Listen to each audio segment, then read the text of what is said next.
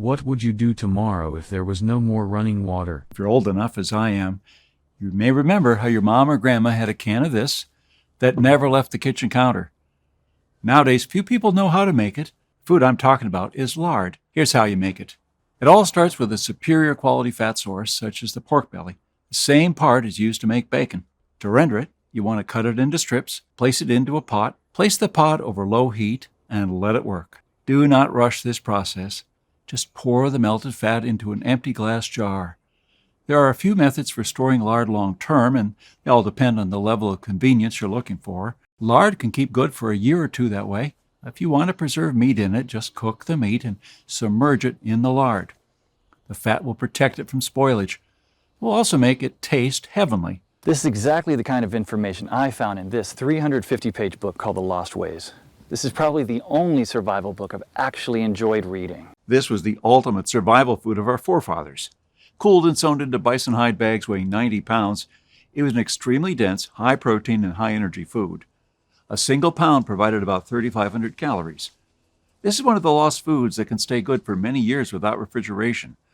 Ultimately, it fueled the fur trade all over North America and Canada, fed settlers in the northern Great Plains, and even helped explorers reach the South Pole safely. This superfood provides your body with everything it needs to survive and stay healthy. And nowadays, it's not made anymore, but today I'm going to share with you its long-forgotten recipe so you can add it to your own stockpile.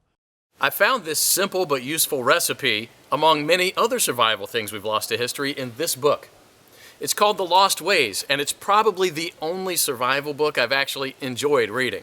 To make your own Spam, first cut a pork shoulder in steaks like this until you reach the bone, and then keep cutting around it. Next, simply cube up all the meat like you would for stew. Now, once you're done, move on to the ham and repeat the process. When both the ham and meat are cubed up, spread them out evenly onto a baking pan and stick it in the freezer for 45 minutes or so. Now, after the meat is cooled for 45 minutes, take it out and pass it through a meat grinder. Then mix everything together using your best kitchen utensil, your hands. Now, place the smaller pans into a bigger pan filled with water and wrap the smaller pans with aluminum foil. Place everything into a preheated 250-degree oven for 3.5 hours. No refrigerators, no internet, no computers, no TV, no active law enforcement, no Safeway or Walmart. They got things done or else we wouldn't be here. What will you do tomorrow if you simply are unable to buy things? With this book, I've tried to save all of their lost survival wisdom for ourselves and for the next generation. Click on the link below to discover more interesting things from The Lost Ways.